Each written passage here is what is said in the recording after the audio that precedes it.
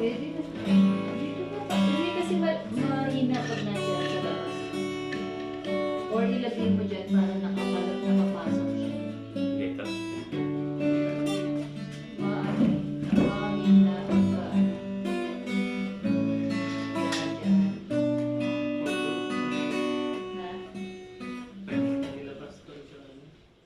para maikot-ikot mo.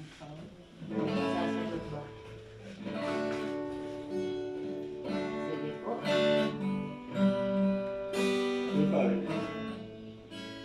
Ay, si Abby Tali ka.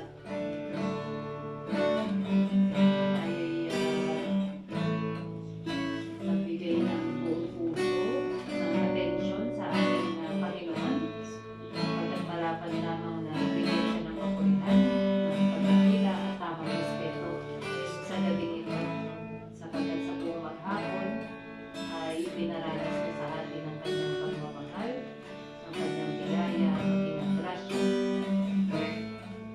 Salamat sa buhay na patuloy na pinapalitan sa atin, kalakasan, katalungan, at yung lakas ng loob na mapagtagumpayan natin ang lahat ng pagsubok na nararanasan natin. Salamat at meron tayong Diyos na patuloy na napapaalala na tayo'y mahalaga sa kanyang panahon na tayo'y kanyang mahal. Harapan lang na purihin natin siya, bigyan ng awit, halika. Diyos na sa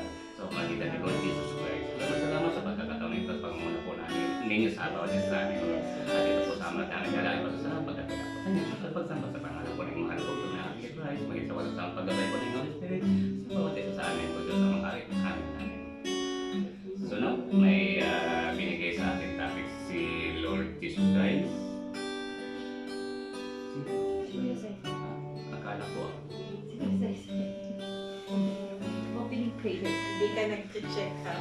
Kala ko. Sorry na gamit.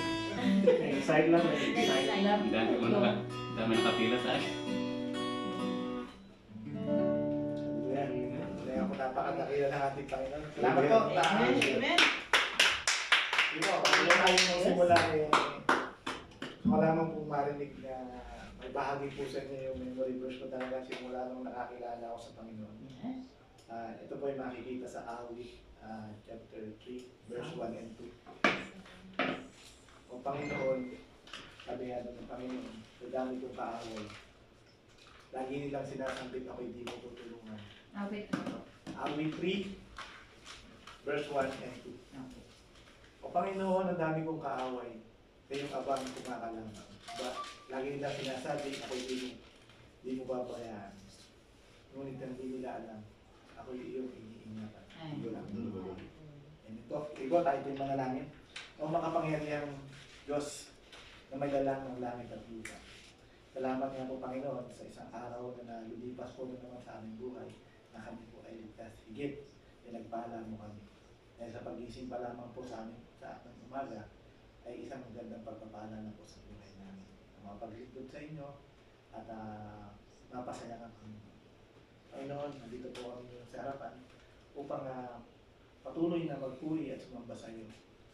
Maraming salamat po sa mga kagalakan at katalinuhan na ibinibigay mo na nagmula sa iyo na mapag-aaralan na naman po muli ang iyong salita nagmula sa iyo, Panginoon. Panginoon, ang tanging namin hiling, patuloy namin na hinihingi ang gabay mo at kapulihan mo sa bawat sa lang ito, Panginoon, sa tahanan ito. Libo-libong anghel ito, Panginoon, ang ibalot nyo upang banta ng kaaway hindi makapasok. Ang pangatang bala sa aming gawain. Amen. Ang salamat. Tanong mo pong salitang magbibigkas po ng aming labi, Panginoon, ay ito po ay nanggaling sa inyo. Maraming salamat po, Panginoon. Maging kalakasan po ng aming spiritual na katawan ang mga salitang ito at mamuhay po ito at maibigay pa po namin sa mga mahal namin sa buhay na naghahangad din po, Panginoon, na makilala ka at higit sa lahat ang makita nila ang tunay na magsamba, Panginoon. Maraming salamat sa iyo ang pinakamataas na papuri at pagsamba. In Jesus' name we pray. Amen. Sige po, kung tayo po may Biblia, tayo po ay magbukas ng aklat sa Mateo. Mateo po. Mateo. Matthew 23, 23, ay Matthew 8, 23 hanggang 27. Okay.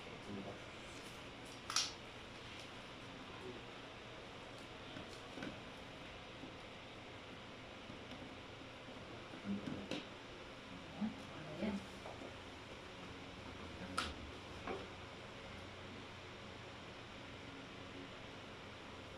Okay. Ayan ba? Medyo hindi ko magsado itong... Ito po. Sumakay si Jesus ng bangka kasama ang kanyang mga anak. Habang sila ay naglalayag sa lawa, si Jesus ay natulog. Biglang bumugso ang isang malakas na unos at halos matabunan ng mga alo ng bangka. Dahil sa labis na takot, si Jesus ay nilapitan at ginising ng mga alagad. Panginoon, tulungan niyo kami. Lulubog tayo, sabi nila. Ngunit sinabi nila sa kanila, bakit kayo natatakot? Napakaliit na ng inyong pananampalataya. Bumangon siya, pinigil ang hangin at ang mga alon at bumuti ang parang. Maraming salamat po sa litan. And ito, kung babasahin po natin itong Matthew 8, ito po yung marami po siyang pinagaling. At siguro po, sa dami na lang nakakasaksi at sa mga taong naroon, medyo nagana po ang Panginoon kaya sinabi siya sa alagad niya na tayo sumakay ng bangka at tayo pumaroon sa kabilang dako. At syempre, ang Panginoon napagod, nakaramdam din siguro ng konting pagod, kahit alam naman natin na Panginoon ng ating Panginoon sa Kristo, subalit 100% pa rin siya ang tao. At humiga siya at natulog siya. Subalit sa pagtulog niya, ay doon naman nagkaroon ng aberya yung kalikasan. Ibig sabihin, karoon ng malaking bagyo, unos, at naranasan nila talaga yung bagyo. Subalit, ang mga alagad niya natakot. Hindi alam ang gagawin. Hanggang ginising nila ang Panginoon, Jesus, na natutulog. At ang sabi ng Panginoon, napakalit naman ang pananampalataya. At tumayo ang Panginoon, at sinaway niya. Isang saway niya lang. Sabi niya, tumahimik ka. Ganun po. Hanggang naging kalmado na po ang dagat. Ang lawa. Lawa po. Ano po yung aral po dito? Sa Matthew na to.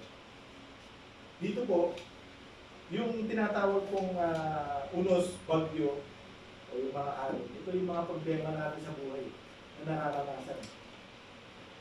Sabi nga po walang exempted sa mga pagsubok. Although, tanda natin, hindi Panginoon ang nagbibigay sa atin ng pagsubok. Inaalaw niya lang na magkaroon tayo ng pagsubok. Kasi yung pananampalataya natin, kung nasa Panginoong Hesus-Kristo tayo, sabi nga kapag nasa atin ang Panginoong Hesus-Kristo, sino pa ang makakatalo natin, di ba? Mga pagsubok lang yan, sabi nga Ako, dumami po ako dito lang po mga nakarating ko. Tumaas po yung guard ko. Talagang, may guard po talaga ako. Tumaas po talaga. Ngayon mo lang po naranasan yung hindi ka makahinga. Tapos yung sikmura ka talagang Ang bumabalik. oo, bibigay kaya po ng Friday ng umaga. Ano po parang balisa po ako, pero pinagkatiwala ko sa Panginoon. Sabi ko, sakit lang ito Hindi pwedeng gumambala sa gawain ng Panginoon dahil ginagamit ako ng Panginoon. Ang gusto ko malaman ng Panginoon dito, yung mga problema sa buhay natin, ipagkatiwala natin sa Kanya. Kaya nga pagsubok lang yan Wala namang taong hindi ka susubukin. Sabi nga, hindi ka susubukin ng Panginoon, hindi ka bibigyan ng isang hindi alaw ng Panginoon ng pagsubok sa iyo. Kasi alam niyang malalampasan mo dahil sa pamagitan mo. Amen po? Amen. Ang pananampalataya po talaga ang magbibigay sa atin ng kalakasan para talagang lumapit sa Panginoon. Kaya nga po tayo nandito para magpuni at sumamba sa Kanya. Dahil nananampalataya tayo, nagtitiwala tayo sa Kanya, na tayo naliligtas, at ibibigay niya sa atin yung inaasam natin ng buhay na wala hanggan. Amen po ba? Okay. Pero alam niyo po ba kung ano talaga yung kaaway ng pananampalataya? Daw. Amen po. Sige po. Daw. Daw? Daw. Unfaithful. Unbelief. Amen po. Pag-ibig mo lalo tayo. Amen. Ang ano po talaga, tama po yung sinabi mo, pero po yung parang sa akin, yung negative mindset na nananampalataya ka, na ibinibigay mo yung mga panalangin na ginagawa natin, subalit nag-iisip ka, yung mindset mo, na sinasabi mo, magkakatotoo ba to? O naniniwala ba akong sasagutin niya? O kailan niya sasagutin? Di ba po? Yung hindi tayo naniniwalang parang aahon pa ba tayo sa buhay na ito na lang ba tayo? Tayo po mga Christian, huwag po natin sabihin na, ay hanggang dito na lang ako. Pinanganak akong mahirap. Mamamatay akong mahirap. Tayo mga Krisyano, hindi tayo naniniwala doon. Naniniwala tayo na kapag pinanganak kang mahirap, mabuhay tayo bilang Krisyano na hindi mahirap. Kasi ang Panginoon natin ay napakayaman. Amen po? Pero gusto ko lang ipaalam na mga kapatid, na kahit hiwalay tayo ngayon, alam naman natin ang Panginoon nandiyan pa rin sa buhay natin. Patuloy na gumagabay sa atin at hindi niya tayo pinababayaan. Amen po. Amen. Sabi nga po dun sa ano, kasi minsan, ang kaaway natin ang gumagawa ng kadahilanan upang tayo mawala sa Kanya. Sabi nga po dun sa John 10:10, dumarating ang kaaway para lamang magnakaw, pumatay, at matira. Naparito ako upang ang mga tupa ay magkaroon ng buhay na isang buhay na masagana at ganap. And ito po yung ninanakaw sa atin ng kaaway. Yung bang nananampalataya tayo sa Kanya, pero binabaliktad niya. Kasi nakikita niya na yung mindset natin is negative pa rin eh. Naniniwala pa rin siya, itong anak ko na to. Itong anak ng Panginoon na to, makukuha ko to. Kasi hindi tayo kukunin ng kaaway kung nasa Kanya na tayo. Kukunin niya tayo dahil nasa kami na tayo ng Panginoon. Talagang pagpipilitan niya na makuha tayo sa Panginoon dahil alam niya na mga gamit at mga gamit tayo ng Panginoon. Yun ang ayaw na ayaw ng kaaway. Tandaan po natin na ang kaaway ay pwedeng maging mabait, pero bandang huli, magiging masama pa rin siya. Pero ang Panginoon, kailanman ay hindi magiging masama dahil siya kailanman ay magiging mabuti. Amen po. At ito lamang po yung napakaiksi kong exhortation. At may iwan din po ako sa inyo isang verse.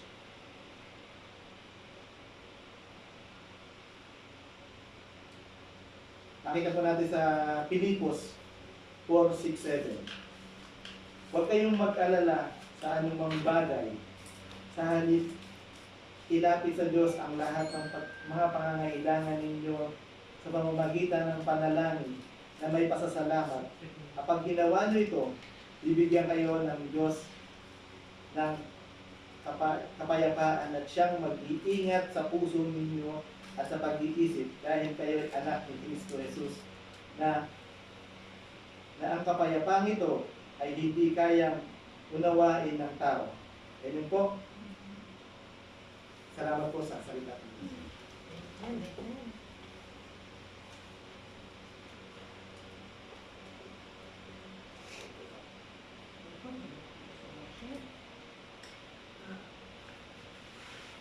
Sige. Ako dun sa passage po ni Kuya sa about dun sa Matthew 8:23-24. Dun po kasi yung ini-emphasize po sa atin ng ating Panginoon kasi yung mga yung mga passage na yun sa Matthew is ang focus talaga nun is faith, yung pag-aano kasi nagpapakita na ang Panginoon ng napakaraming miracles upon miracles sa mga nasasakupan niya at sa mga nagpa-follow sa kanya ng mga time na yun. Marami na siyang na-heal, marami na siyang yung mga nagpa-follow sa kanya, kumbaga pinakita niya na sa kanila yung mga capability na meron siya na hindi nagagawa ng tao. I mean to say, na pinuprove niya na siya ay Diyos. And then, even yung na sinasabi natin na ang fall ng human with his faith is the unbelief. Kasi doon mo makikita na even yung mga disipulo niya, nasama sa kanya at na-witness lahat ng mga miracles na ipinakita niya, still they doubt our Lord Jesus Christ when they face trials like nung nagkaroon ng tribulation sa tubig, biglang nawala na yung nakalimutan na nila lahat yung mga pinakita ng Diyos na nag-heal siya ng bulag, ng mga cripple, nagbuhay ng patay. Nakalimutan na nila yon. They only focus on the situation where they are at. So the same thing with us Christians. Marami pa rin sa atin, even me, I am not exempted, that when we are in trials, nagkakaroon tayo ng, nagsisik tayo ng self-resolution.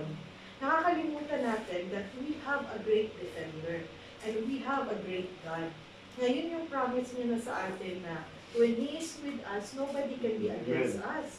Tapos meron pa siyang promise sa Psalms 91 that He will always protect us. Yung Psalms 91 na yan talaga ang pinanghahawakan ko kasi whoever dwells in the Almighty will be under His yun na lang ano, tapos yung Psalms 23 pa, ang dami niyong sinasabi na andyan siya always sa atin. However, as human, we fall because we believe in our own capability. We believe in our own resolution on our problem.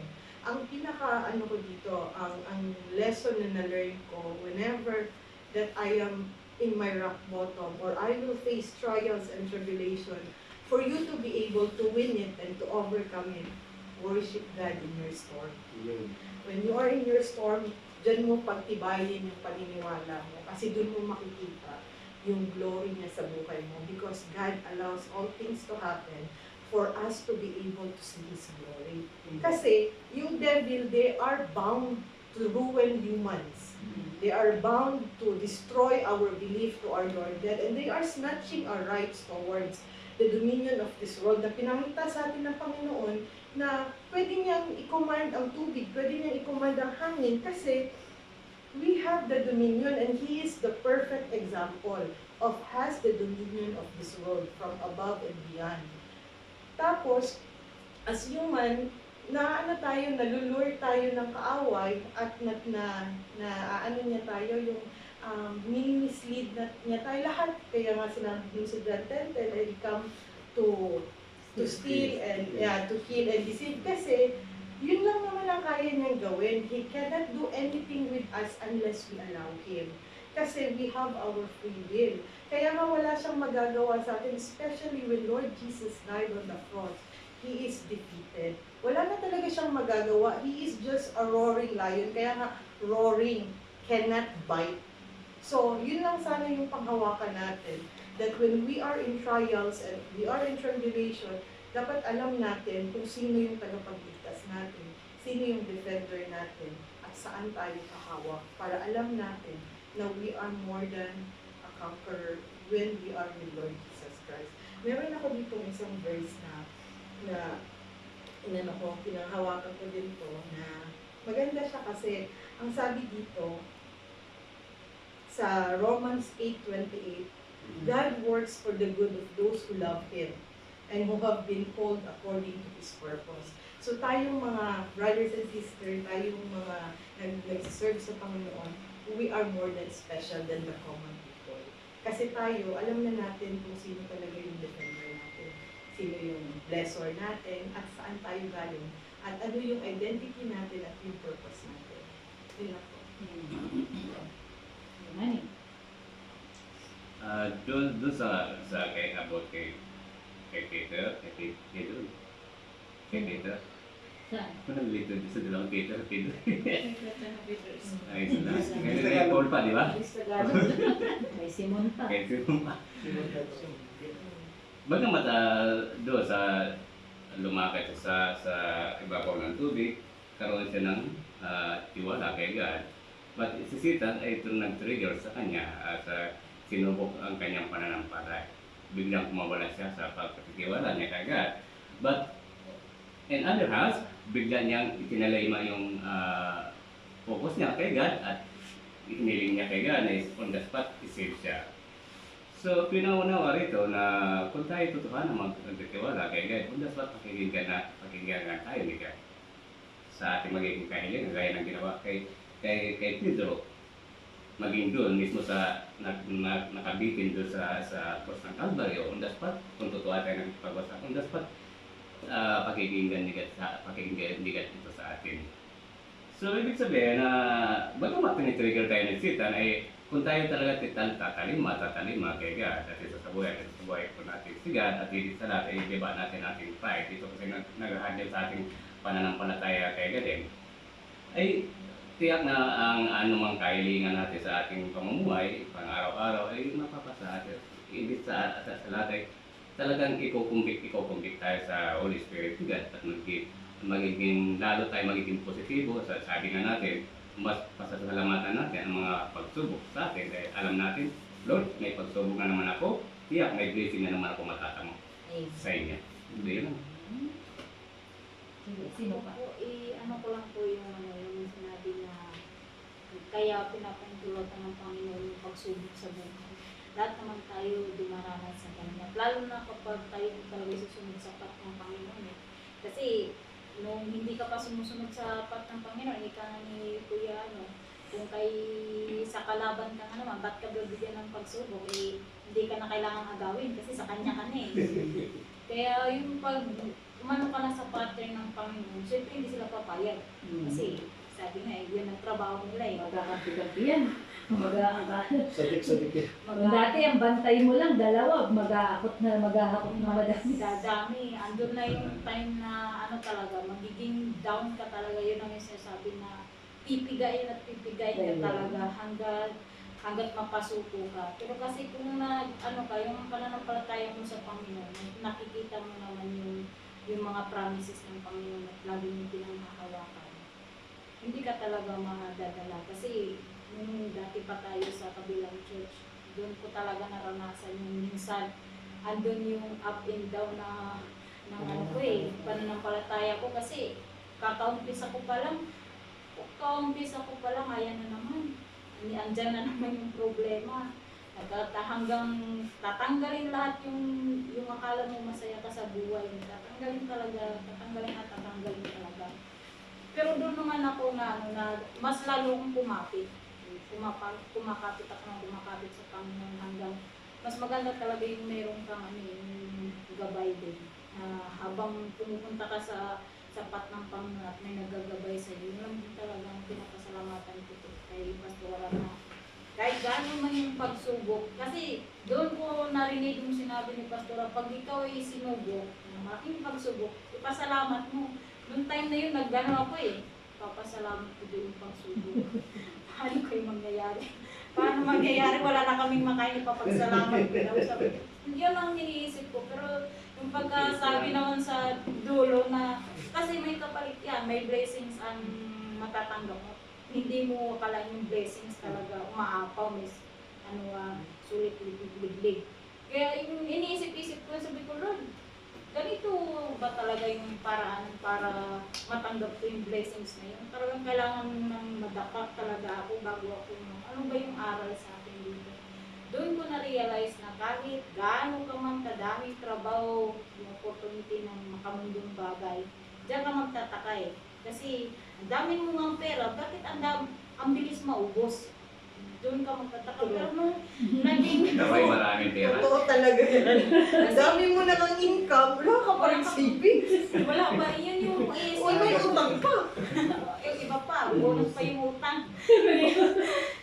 Nung sumusunod ka sa Panginoon, yun ang ikagulat mo. Kaunti na nga lang na income mo. Kaya nga sabi ko dati, itong income na ito, tips ko lang ito eh. Bakit ngayon? Parang sobra-sobra. Hindi ako nagkakaroon ng problema sa pamilya, lalo na sa Pinas. Kaya sabi ko, ito pala yung pinapahiwatig. Ang pagsumunod ka sa ni Satan. Masaya pero at the end, baon ka pa rin. Pero pag andun ka sa Panginoon, konti man ang income mo, andun yung yung kasiyahan mo, kontento ka talaga. Kasi naano mo na, salamat Panginoon at sobra-sobra to. Doon ko na mas nawaan na bawat pagsubok ng buhay, huwag natin ikalungkot, huwag natin bakit naman ganito, bakit ako, huwag natin ikalungkot sapagkat ipasalamat natin sa Panginoon dahil lagi natin tatanda na positive na may trials, may blessings. Salamat sa Panginoon. Ito yung sa may Santiago. Santiago 1. Consider it good. Mga kapatid, mag-alala kayo kapag kayo dumaranas sa iba't ibang uri ng pagsubok. Dapat ninyong malaman na mapatatag ang ating pananampalataya sa pamamagitan ng pagsubok. Naalala ko tuloy sila Ate Danica noon. Kasi yung character ni Ate Danica, hindi siya hihingi hanggat kaya niya. Hindi siya mangungutang hanggat kaya niya. So that time sabi ko kasi alam ko may inaano ko ng Lord na nangangailangan sila. Kaya sabi ko, Ate Danica, gusto mo akong ipag-planta? Sabi ko gano'n. Kasi para hindi niya maisip na humihingi siya. So, kumbaga, pinagtatrabahuan. Sabi ko, Tili Danica, gusto mo akong ipag-plan siya? Tapos, ilalagay ko na lang dun sa labas. Ganyan. Kasi naabang-abangan niya ako magising sa umaga para makuha niya. Sabi ko, ilalabas ko na lang pag ano. Tapos minsan, nung pag-uwi, sabi niya, Pas, meron kong bigas sa may sa may yung lagayan ng damit. Gusto niya talaga yun. Kasi ayokong pagka inabot mo sa kanya, makikita ko siyang mahihiya siya or itatambon ko dun sa may. Kaya pala naubos ang bigas ko. Kung pwede nga lang yung mga manok, ilagay ko doon, kaso madudumihan yung mga damit namin. So yun po Ayun yung, lang. yung kaparaanan ko that time. No? Kasi nakikita mo, kaya naman yun ang magandang character naman nila, ate, na kahit sila ate Arlene, yung hindi sila ba yung palaasan, pagtatrabahuan talaga nila. Kaya kami ding mag-asawa, maingat kami na mag-abot o kasi ayaw namin ma-offend. Kasi minsan may mga taong dahil sa pride na, doon pa din kasi, no? Ano kaya ito? Para namang tingin niya sa amin, pulubi. Parang ganun, ayaw namin maramdaman nila yun. Kaya sa ibang kaparaanan, dinadaan namin yung pagtulong. Anyway, meron bago ako. Tatagdag ko lang. Kasi paso, meron din. Naranasan namin last week. Dun sa verse 26. And he said to them, why are you afraid? You also little faith? Sabi niya. Tanong talaga niya. Kasi grabe yung struggle namin last week. 12, 13, 14. Magdamag kami maghanap ng bahay na malipakan. Kasi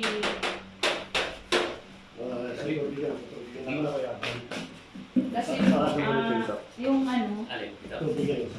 rinungan namin ngayong 23. So, ang narinig namin ng mga feedback, yung hindi mo rin yung pag wala kami, yung ka-roommate namin, kami yung ginagawang chismisan. Sumbong doon sa flat order. Ngayon nagkaalaman, yung flat order, sabi niya, ito yung nagsabi ito, mas maigi na sabi niya na palaya, na umalis sila dito. Ngayon sabi niya, tahimik na kayo. Yan dapat sabi niya, kanina binigay namin yung partial namin na 700.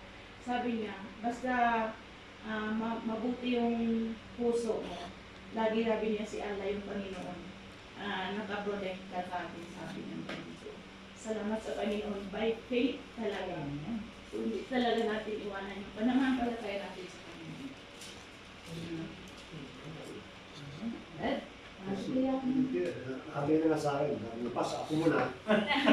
Hindi, naroon ko kung kailan kaya madideserve ni Pastor ay yung ko eh. Yung para sa akin naman.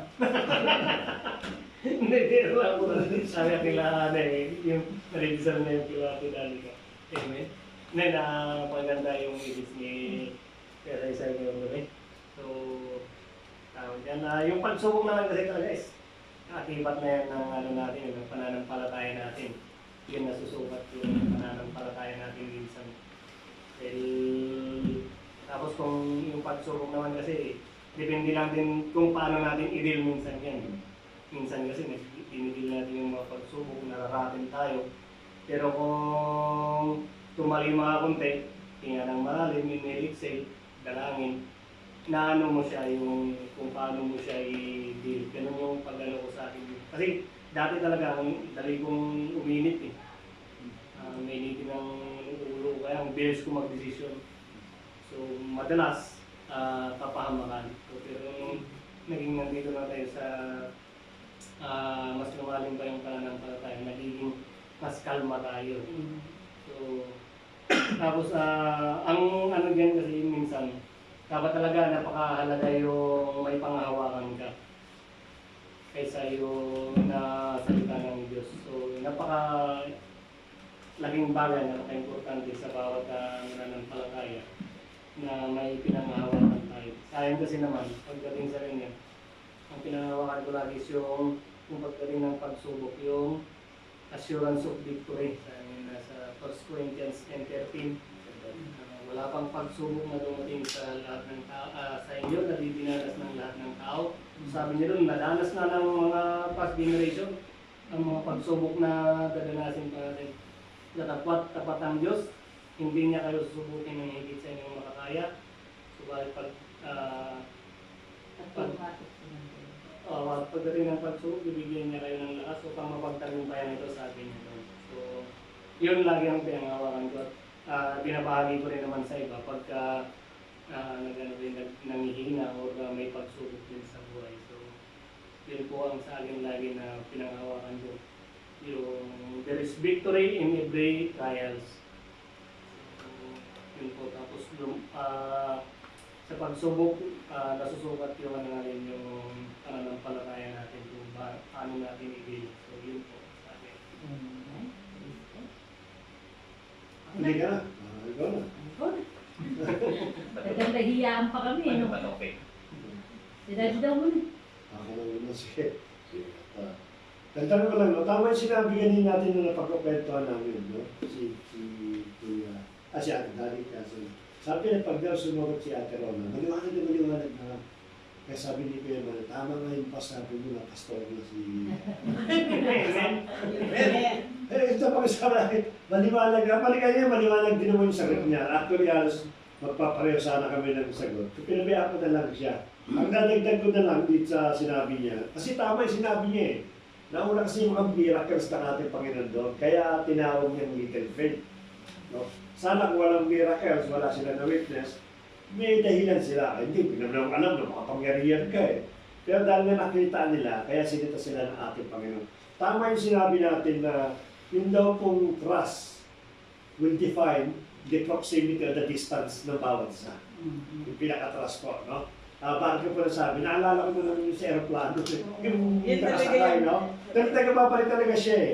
Nagkandarato-rater na yun sa aeroplano. Yung bata, wala siyang pakialam.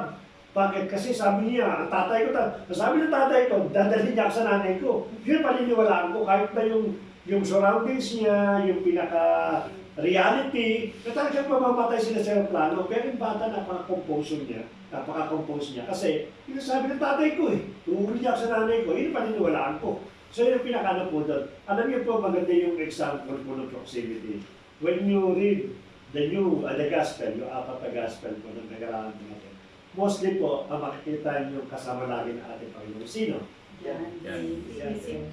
Si Peter, laging binabanggit. Si John, nandun of course, lagi tatlo yun. Pero normally, si Peter ang matako sa eksena. Always naka-ano. Matapang, impulsive eh. Matapang, walang sasalim sa iyo. Kaya siya nagsabi na, no, sino ka? You are the son of... Maraming binakano. Base doon sa babasahin po natin ng gospel, kaya mo malapit na sila ng ating Panginoon. Kasi halos kilala niya eh. But when the time comes, yung may trial ba? Tatlong beses din niya yung ating Panginoon. No, dito malalaman mo, sandali, ang layo ko pala sa Panginoon, kala ko malapit ako. So it's a matter of trusting ng ating Panginoon. No, the more na nagtatrust po tayo sa ating Panginoon, the more na lumalapit po tayo. Alam mo, mapalat po tayo compare po doon sa mga nakasasamang tao. Kasi yung mga nakasasamang po, nalaman lang nila yung nangyari sa buhay nila, yung sa bangka at the rest ng ministry ng ating Panginoon. No, ito yung mga maaaring gawin yung basis para establish yung kanyang relationship with ating Panginoon. Ayaw, we have the 66 books. Anin na po siya, anin yan, na ipinakita noon yung greatness ng ating Diyos. No, sila limited lang yung nakasama na pero tayo ito, nabasa natin from Genesis up to Book of Revelation. Malagi natin declare eh. Ang Diyos natin, di daw nagbabago simula nila hanggang sa ngayon. Ang sabi niya, salita niya, pinapantay niya para mangyari, para sa kabubuti ng bawat sa atin. Ang dami po niyan eh. Sabi niya, may Manilang promises po. 7,834. Ang dami! Kung tutusin mo kung pangawa mo, ilan lang. 3 lang awa mo, pang-aapat lang, buo lang agad tiwala. Ito 7,000 plus ang nababasa po natin. At lagi kung di natin nababasa, na-exhort, narinig po natin. So, ang problema lang talaga is yung buong puso pagtitiwala po natin. No, hindi na nagkulang ang Biblia, hindi na nagkulang ang Diyos para i-establish yung ating trust. Tama po, may dinadaanan tayo mga problema. Maraming pa-example po dyan, even as may problema ng asawa, even sa mga pamilya po namin. But the question is, gaano mo kakilala ang ating Panginoon para ibigay mo sa inyo yung pagtitiwala. Dadaan tayo sa maliit na problema, darating tayo sa mga problema na asip na talagang mabigat, at darating tayo sa problema na kala mo lang katapusan. Lahat po yung darating. Ang tanong kayo dyan is, paano ka nagtiwala sa akin? Yun lang yan eh. Kasi kung nagtiwala ka, definitely, ang lalabas tayo sa bibig mo smile. Kaya hindi man lang kung may problema ka. Ang tamang to, lagi siguro ang problema ko. Hindi po, ang dami namin problema. But we learn to smile. Why? Because we know our God. If you know our God, definitely, yun ang lalabas tayo sa bibig sa akin. Smile. Praise God. So, maganda talaga na. Alam mo, pagka nag-uusap kami ni Pastor Bernard, natutuwa kami sa prayer meeting. Opo. Kasi bakit? Hindi na tayo dapat Ang salita. magsasalita kasi yung inyo pa lang, Oo. solved na eh. Totoo yun. Kompleto na. Kaya talaga namang for the glory of God, natutuwa talaga kami dun sa paano tayo malalim sa pananampalataya. Kaya nga, please sa atin nang nawala tayo sa kabila eh. Nagkaroon kayo ng totoo ng pag-pray. Don't mention it, Caroline. So, Yung Move on, move on. to God be all the glory talaga. No? Talagang nakikita natin yung mga testimony. No? Dati, lumok na, ayaw na magsidalo. Pero ngayon, hindi. The more na dumadalo dahil alam May din natin, na nandun na yung nakafocus na, may focus na tayo ngayon. Hindi katulad dati na para tayong suntok sa buwan.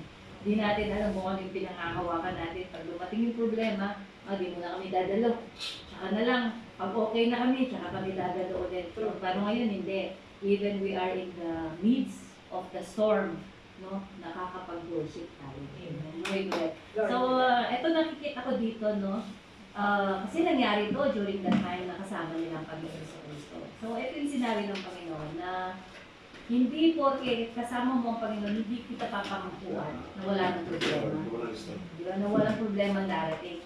In fact, kasama pa nila si Jesus Christ. Kumbaga, oy, maraming himalang ginawa to, walang mangyayaring sa amin, di ba? Pero nando doon eh. Ando doon yung presence ng Panginoon. So, that time, nando si Jesus Christ para sawayin yung storm. But ngayon, wala na si Jesus Christ dito sa earth. So, ang papasok sa akin, yung proximity, sabi nga ni Pastor, si Peter, si James, at si John. Si John, ang kaisa-isang hindi tumakbo. Na dun sa paanan ng cross, nandoon siya na nandiyan siya. Kasi, mas naramdaman niya yung pagmamahal ng Panginoon sa Kristo. Mas naramdaman niya yung closeness. No? At dun, dito ko nakikita na since wala lang Panginoong sa Kristo sa atin, sinong sasaway? Tayo. Tayo, di ba? Kaya meron akong nabasang book nun, yung kay Pastor Kenneth Hagin, patungkol sa prayer. So, haba daw nananalangin siya, andyan si Satan, ginugulo siya. Nangyayari sa atin? Amen. Pag nananalangin tayo, maraming gulo, o minsan may naririnig kang kumakalustos, lalo na kung nakapikit ang mata mo, di ba? Na parang kala mo talagang mayroong paikot-ikot sa'yo dyan. No? Ang sabi niya, Lord, sawayin mo tong si Satan. Sabi niya, nananalangin ako sa'yo. Ang sagot ng Lord sa kanya, bakit akong sasaway? Di ba binigyan na kita ng kapangyarihan? Di ba? So ngayon nasabi niya sa John chapter 14 verse 12. Ang sabi doon sa John 14 verse 12, I say to you, whoever believes in me shall also do the works that I do, and greater things than this shall he do, for I go to the Father. Sabi niya. So sabi niya, binigyan ko na kayo ng kapangyarihan na gawin yung mga ginagawa ko. At higit pa dito ang kaya niyong gawin. So naniniwala ba tayo na binigyan tayo ng kapangyarihan ng Panginoon? Through the power of the Holy Spirit, and through His Word, and through the power of His name. So, pag may problema, hindi mo kakausapin yung problema. Kung hindi, uutusan mo yung problema, katulad ng sinabi ng Lord. Sinabi nila, Lord, may bagyo. Baka tayo'y malunod. Di ba? Ganun ang sinabi nila. They talk about, parang tayo, pinag-uusapan natin yung problema. Dapat hindi pala ganun. Ang ginawa ng Panginoon, kinausap niya yung problema, tigil, ulan, tigil, hangin, di ba? Tigil, unos. So dapat pala tayo, hindi natin pinapalaki yung problema. Hindi natin pinag-uusapan yung problema. Kung hindi, harapin natin yung problema. Kung ano man yung problema na yan, I cast you in the name of Jesus. Be gone in Jesus' name. Then we can feel na unti-unti nawawala yung problema na yun. Hindi man instant katulad nung nangyari sa Panginoon sa Kristo. By practice at sa patuloy, no, yung faith natin, panghahawakan natin, we will see the power ng ating salita. So, from today, let us not magnify katulad ng ginawa ng mga maliliit ang pananampalataya na yung problema ang pinakalaki instead na yung kayang gawin ng Lord. So we have to learn kung ano sabi ng Panginoon, I have given you the power and authority. No? Higit pa sa kaya kung ginawa ko ang kaya niyong gawin. Higit pa dito, kaya niyong gawin because of the power. So huwag natin kakalimutan, huwag tayong magstay lang dun sa ay ligtas na ako, I am safe. No? Nag-pray ako ng salvation. That's it. Hindi. Higit pa doon ang binigay sa atin ng Panginoon. So we can command even yung mga problema. Kahit hindi mo sabihin specifically yung ano, kasi galing yan kay Satan. You Satan, in the name of Jesus, ano man plano mo na i-hamper yung aking buhay, yung aking pagyaman o aking paglago o ano man yan, no? Pag-asenso, yung promotion o yung pagtaas ng sahod, I rebuke you in the name of Jesus. No plans of you o assignment mo sa akin ay magpo-prosper in the name of Jesus. Always declare po. So, ito yung nakita ko na kasi ito ang pinapakita kasama ko si Jesus. But now, wala nang magsasaway kung hindi tayo. The power is in us na. Amen? So, sa prayer natin, gamitin natin mamaya yung bagong strategy na ating Power of natutunan. the tongue. Amen! Hallelujah! So, sige. Do not romanticize the problem. Yes! Mas marami ito, ha? Okay. Kinuha ko rin sa akin. Okay, damputan na. Ano tayo? Ayos ko yung nangyayari. Hindi ko ay Hallelujah. makipag-battle. Salamat po sa answer sa Tapos makauwian ng maaga. Sige, Richard. Baka yung beauty niya hindi makapag-makeup. Sabi niya, Pas, di pa ako nakakapag-makeup. Hindi ako makakaligo. Yun talaga yung sabi ko kasi gusto niya. Alam Sino ba si... Bineses ko yun? Si Pia Ramil. Gusto niya. Magti-train lang daw siya. Hindi. Sabi niya, gusto ko sa Alcard. Tapos, punta nito, tutugtog. At ibabalik sa Alcard. Pagkatapos tumugtog. Paano ka makakapag-tour? Sabi ko, Kuya Ramil, talaga ito dapat. Friday na lang kayo pati next Friday. Wala na pa tayong transport. Mas malayo yung sa iyo kaysa kila Kuya Glenn. Pero ang sabi ni Kuya Arnold sa akin nung kasi before pa umalis, sabi niya, Ron, paano yan? Kayo na lang ipas ang kasi nga na, siya dahil nga part siya ng transport, tapos paano doon tayo magta-transport? Sabi ko, tingin ko yung sa'yo, yun lang naman paghahatian namin ni Paz. Sabi ko gano'n. Yung mga malalapit, pwede naman ipa-over. Sabi ko, pero sabi niya, sige kasi kakausapin niya daw si Ramil, kasi si Ramil lang daw talaga yung pinakamalayo, na mag-train. Hindi lang Mersan. Ang problema ko kasi kay Kuya Ramil, galing siya ng Alcard. Sabi ni Kuya Arnold. Doon po sa mismong bahay nila, yung istasyon. Ha? Yung mismong bahay nila, yung sa istasyon. Yung bahay niya. Walang malapit na station. Hindi doon sa bahay niya. Pero Sa bahay niya. sa Alcard, wala. Dun sa work niya. Sa work. Kasi may pasok siya bukas eh. Pasok pala siya. Hindi mo wala. Paano ka makakapagturo kung ikaw magta-transport? Excited na pa naman kami sa... Ano na lang, mag-Uber na lang siya from Arcards, dun sa bar niya, train. Hindi, pagtapos ko nito, ibabalik siya sa Alcard. Wala yun. Hindi siya makakapin. Kasi doon ako nagtrabaho dati. Hindi, kahit na kasi kung ano Kasi yan, kung ano, atin na po siya. Kung gano'n na gano'n gusto niya, ay sabi ko sa kanya, next Friday na lang ako pagkagayaw din niya. Ay, intindihan na rin. Sige, Bigyan mag-close na naman tayo. natin, ipag-pray din natin yung ano. Ikaw ang closing. Ako mag-closing. Hindi ka rin nagbabasa. Akala ko nag-iisa ka. Partner! Sabi mo sa akin, kiling mo, dahil ako nagtuturo, wala muna ako sa... Ayun Hindi ka magtuturo. Pero yung closing prayer. Okay, Wala nang problema yun. Lagi ka.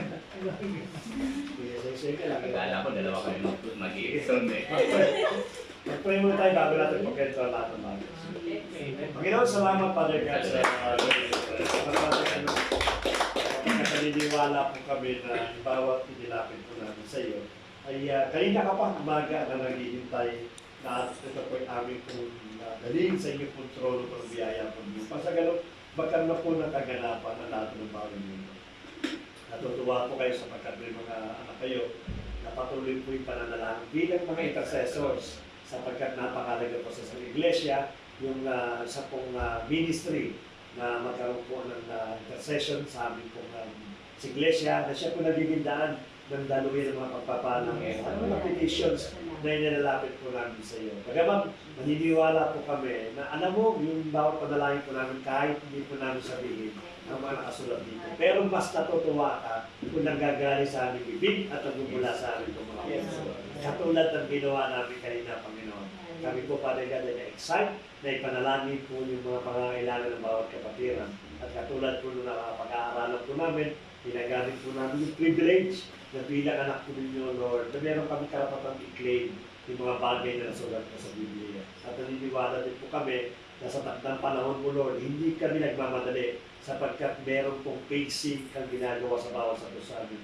Maaaring dinidevelop mo yung aming pananampalataya, maaaring dinidevelop mo pa rin yung aming character. Sapagkat minsan po dumarating sa bawat sa amin, even sa mga nangyayari po sa bawat kapatiran, na maaaring yung mga questions somehow na sumisingit sa bawat isip-isipan po namin kung bakit nagtatagal yung mga pagpapalang ito ng Gabat, dumarating po yung pero doon pa rin yung pananampalataya po namin. Binabalik po kami sa magitan po ng mga exhortation, katulad po ng ginawa po ni Kuya Saysay na kung saan palagan.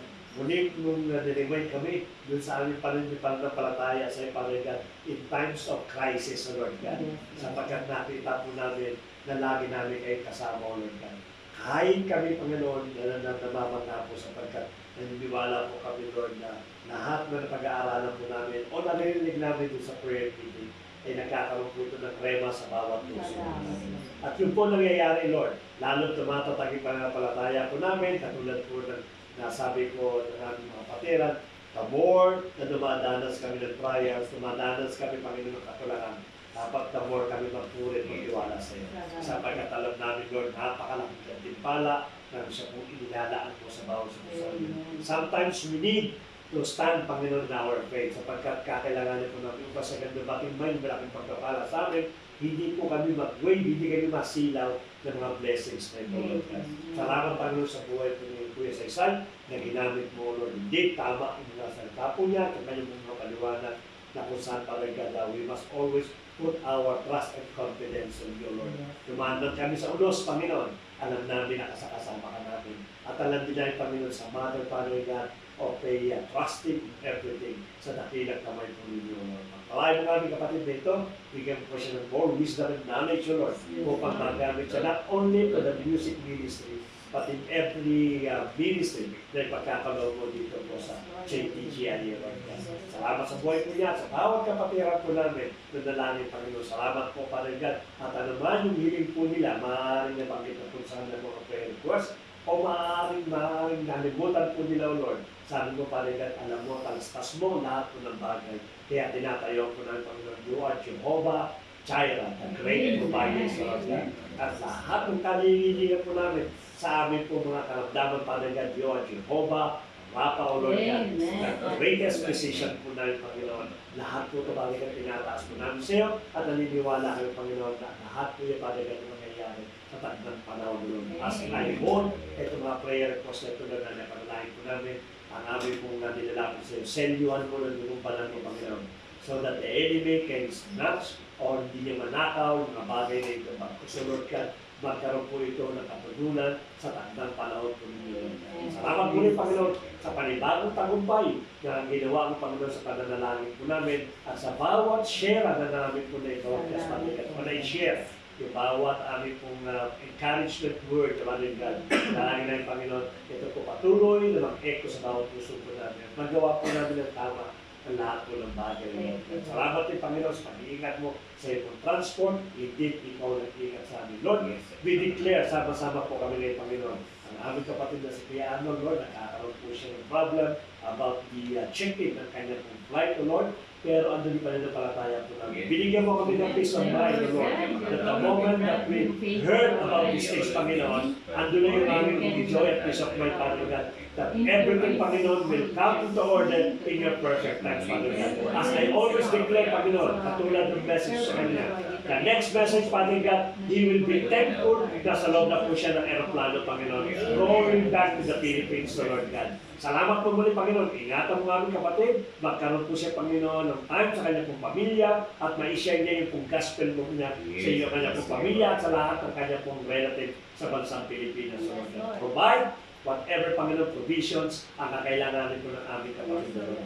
Salamat din, Panginoon, sa lahat ng katugon ng Lord. Dinideclare din po namin, kagalingan po, complete din po sa anak po ni Ate Arlene ay yung pagbubukas ng school, Lord. Walang prepared window na po dito, Lord. By the first week of March, O Lord, it will open, Father God, yung school na yung Panginoon. And those kapatiran po namin na na-recruit po dito, Father God, hindi lang po daily ang pasok nila, Father God. You can even touch, Panginoon, yung pong prinsesa upang ayusin yung kanila pong papeles sa Lord.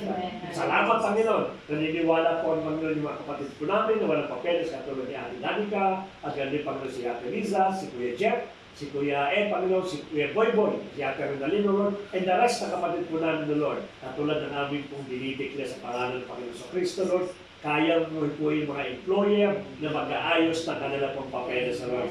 Even those previous employer po nila na nag-declare ng group, ikuhin mo, palamutin mo ang kanilang puso, sila Christus mo ang puso magbago sa system, Panginoon, ng Jawasat, yung status po ng bawat kapatiran po namin. Upang sa ganun, magkaroon na po ng legality, yung papeles ng bawat kapatiran po namin, at maranasan po nila, Panginoon, yung pagbabakasyon every end ng kanila pong mga kontrata.